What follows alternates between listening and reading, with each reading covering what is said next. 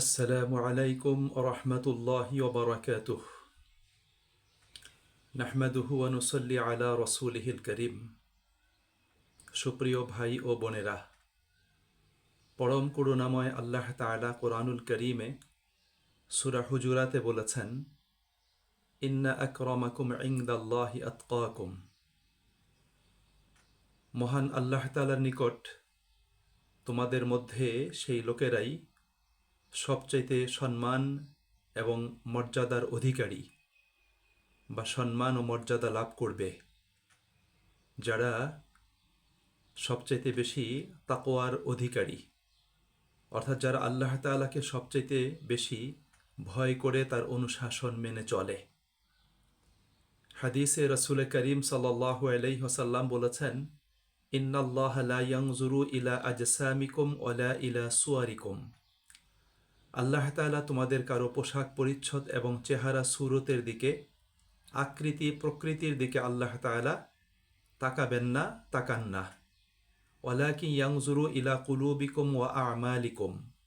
বরং আল্লাহ তাআলা তোমাদের প্রত্যেকের অন্তঃকরণ তথা তোমাদের মন মস্তিষ্ক এবং তোমাদের আমলের দিকে, কর্মের দিকে আল্লাহ রাব্বুল আলামিন তাকাবেন এবং তাকান। সুপ্রিয় ভাই এবং বোনেরা, একজন মানুষের প্রকৃত সৌন্দর্য তার চেহারায় নয়, তার শরীরের রঙে নয়, তার পোশাক পরিচ্ছদে নয়, তার শারীরিক গঠন প্রকৃতি এবং শক্তি সামর্থ্যের উপর নয়, তার অর্থবিত্তের উপর নয়, তার পদ পদবিতে নয় এবং তার পারিবারিক পরিচয় নয়। একজন মানুষের প্রকৃত সৌন্দর্য তার ঈমান, আমল এবং তাকওয়ার মাঝে।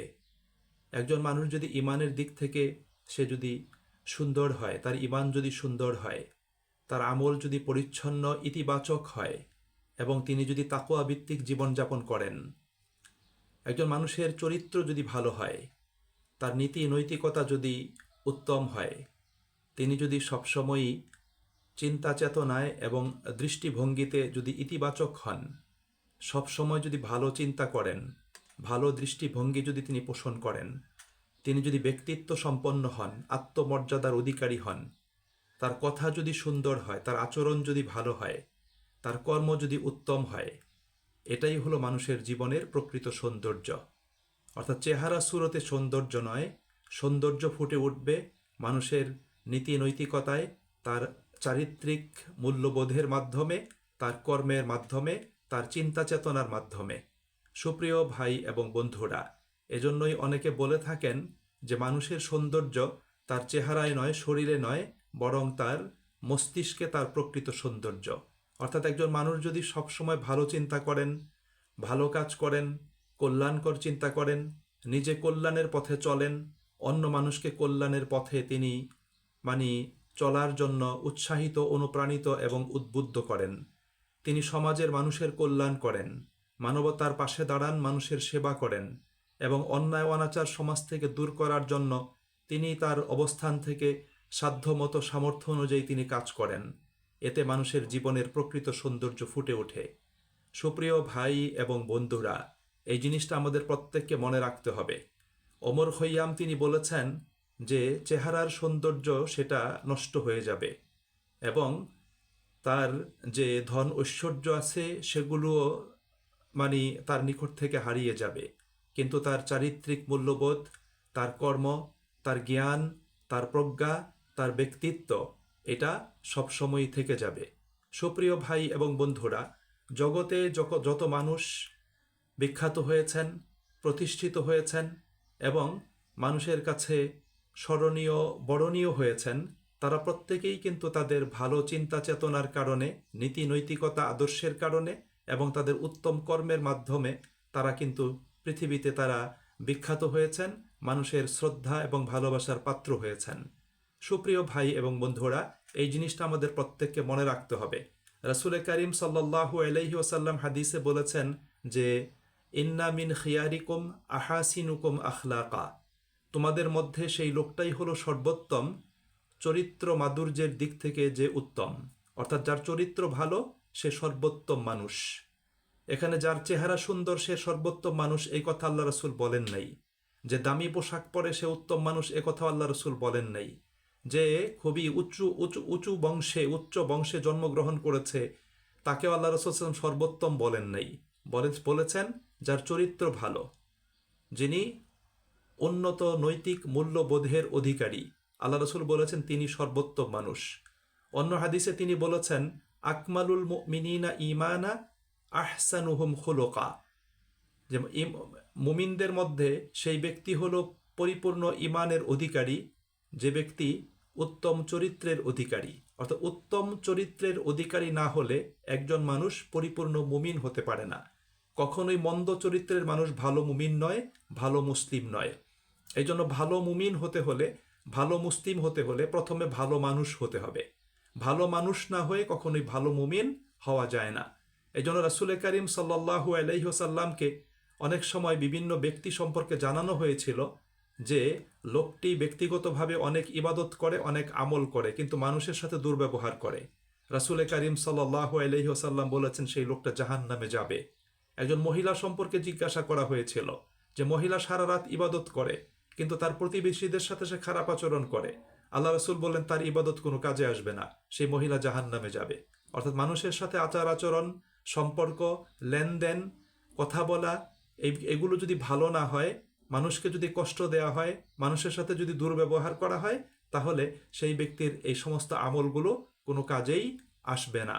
এই জিনিসগুলো আমাদের প্রত্যেককে কি করতে হবে? আন্তরিকতা, নিষ্ঠার সাথে মনে রাখতে হবে। আরেকটি হাদিসে রাসূল করিম সাল্লাল্লাহু আলাইহি ওয়াসাল্লাম বলেছেন কোনো ব্যক্তি যদি ঈমান এবং আমলের দিক থেকে পিছনে চলে যায় বা পিছনে পড়ে যায়, তাহলে তার বংশ পরিচয় তাকে কখনোই সামনে নিয়ে আসতে পারবে না। নূহ আলাইহিস সালাতু ওয়াস সালামের ছেলেটির কথাই চিন্তা করেন। নবী পরিবারের সন্তান, কিন্তু ঈমান ও আমলের দিক থেকে সে পিছনে পড়ে গিয়েছিল, যার কারণে আল্লাহ রাব্বুল আলামিনের গজব থেকে, তার পাকড়াও থেকে সে কিন্তু রক্ষা পায়নি। নূহ আলাইহিস সালাতু ওয়াস সালাম ছেলের জন্য আল্লাহ পাকের দরবারে আবেদন জানিয়েছিলেন, আল্লাহ তাআলা তার আবেদনটাকে প্রত্যাখ্যান করেছেন। সুপ্রিয় ভাই এবং বন্ধুরা, এই বিষয়টি আমাদের প্রত্যেককে আন্তরিকতা এবং নিষ্ঠার সাথে ভেবে দেখতে হবে এবং নিজেদের জীবনে সেই বিষয়গুলোকে মেনে চলতে হবে। এটাই হলো আমাদের জন্য সবচেয়ে গুরুত্বপূর্ণ বিষয় এবং গুরুত্বপূর্ণ জিনিস। এই জন্য আমরা যদি আসল জীবনের সৌন্দর্যকে যদি আমরা তুলে ধরতে চাই এবং সুন্দর মানুষ হতে চাই, আদর্শ মানুষ হতে চাই, মানুষের নিকট থেকে শ্রদ্ধা ভালোবাসা পেতে চাই, তাহলে আমাদের ভিতরগত সৌন্দর্য বৃদ্ধি করতে হবে। দুনিয়ার অধিকাংশ মানুষই কিন্তু শুধু বাহ্যিক সৌন্দর্য নিয়ে ব্যস্ত থাকে। কিভাবে তার চেহারাটাকে সুন্দর করা যাবে, কিভাবে সুন্দর পোশাক পরা যাবে, কিভাবে দামি দামি খাবার খাওয়া যাবে, কিভাবে বিভিন্ন ধরনের আপনার গিয়ে বস্তু সামগ্রী ব্যবহার করে নিজের শরীরের সৌন্দর্য বৃদ্ধি করা যাবে। শরীরের সৌন্দর্য বৃদ্ধির চাইতে নিজের আভ্যন্তরীণ মনের সৌন্দর্য, নিজের আত্মার সৌন্দর্য বৃদ্ধি করাটা সবচেয়ে বেশি গুরুত্বপূর্ণ। আত্মা যদি কলুষিত হয়, মন যদি দূষিত হয়, তাহলে চেহারা যত সুন্দরী হোক না কেন সেটা কিন্তু মানুষকে কখনোই মর্যাদা এবং সম্মান এনে দিতে পারবে না। এই জন্য সুপ্রিয় ভাই এবং বন্ধুরা, আমাদের প্রত্যেকের উচিত হলো যে একজন আদর্শ চরিত্রবান মানুষ হয়ে, নীতি নৈতিকতার অধিকারী হয়ে, উত্তম কর্ম সম্পাদন করে আমাদের জীবনের সৌন্দর্যকে বৃদ্ধি করা। এটা আমাদের জন্য সবচেয়ে বেশি প্রয়োজন। সাহাবায়ে আজমাইন রাদিয়াল্লাহু তাআলা আনহুম, তাদের কিন্তু পরনে এত দামি পোশাক ছিল না। জীর্ণ শীর্ণ ছিন্ন পোশাক পরে তারা দিনাতিপাত করেছেন। তাদের ঘরে এত উন্নত আসবাবপত্রও ছিল না এবং এত দামি খাবারও তারা খেতে পারতেন না এবং শরীর ছিল ধুলোমলিন, তারপরেও তারা জগৎ বিখ্যাত হয়েছেন এবং তাদের মর্যাদার কথা ঘোষণা করেছেন আল্লাহ রাব্বুল আলামিন কোরআনুল হাকিমে। আল্লাহ বলেছেন রাদিয়াল্লাহু আনহুম ওয়া রাদু আন, যে তারা আল্লাহ রাব্বুল আলামিন তাদের প্রতি সন্তুষ্ট এবং তারাও আল্লাহ তাআলার প্রতি সন্তুষ্ট। তারা পৃথিবীতে সর্বকালের সর্বশ্রেষ্ঠ মানুষ হতে পেরেছিলেন তাদের ঈমানের বদৌলতে, তাদের তাকওয়ার বদৌলতে, তাদের উত্তম চরিত্র, আচার আচরণ এবং কর্মের বদৌলতে। এই জন্য সুপ্রিয় ভাই এবং বন্ধুরা, আজকে মুসলমানদের ব্যাপারে একটা নেতিবাচক চিত্র আমাদের সমাজ জীবনে প্রচলিত আছে। আমরা মুসলিম, অথচ আমাদের কথা সুন্দর না, আচরণ সুন্দর না, আমাদের লেনদেন সুন্দর না, আমাদের চরিত্র উত্তম না, আমরা মানুষকে ঠকাই, মানুষের সাথে প্রতারণা করি, ধোঁকাবাজি করি, আমরা মিথ্যা কথা বলি, আমরা মানুষের হক নষ্ট করি। সুতরাং এর মাধ্যমে কখনোই কিন্তু আমরা ভালো মুসলিম হতে পারবো না এবং আল্লাহ পাকের নিকট থেকেও আমরা অনুগ্রহ অনুকম্পা লাভ করতে পারবো না। বরং আমরা আল্লাহ পাকের অনুগ্রহ থেকে অনুকম্পা থেকে, রহমত থেকে আমরা বঞ্চিত হব। সুপ্রিয় ভাই এবং বন্ধুরা, এই বিষয়টি আমাদের প্রত্যেককে আন্তরিকতার সাথে মানে চিন্তা করা দরকার। নিজেরা ভালো মানুষ হওয়া দরকার এবং অন্য মানুষদেরকেও ভালো মানুষ হওয়ার জন্য তাদেরকে পথ দেখানো দরকার। এই ব্যাপারে পারস্পরিক সাহায্য সহযোগিতার প্রয়োজন। আল্লাহ আমাদের সকলকে বিষয়টি বুঝার, উপলব্ধি করার, মেনে চলার এবং এই দুনিয়ার জীবনে ভালো মানুষ হয়ে আমাদেরকে জীবনের সৌন্দর্যকে বৃদ্ধি করে আমাদের প্রত্যেককে আল্লাহ পাকের অনুগ্রহ অনুকম্পা লাভ করার তৌফিক দান করুন। আসসালামু আলাইকুম ওয়া রাহমাতুল্লাহি ওয়া বারাকাতুহু।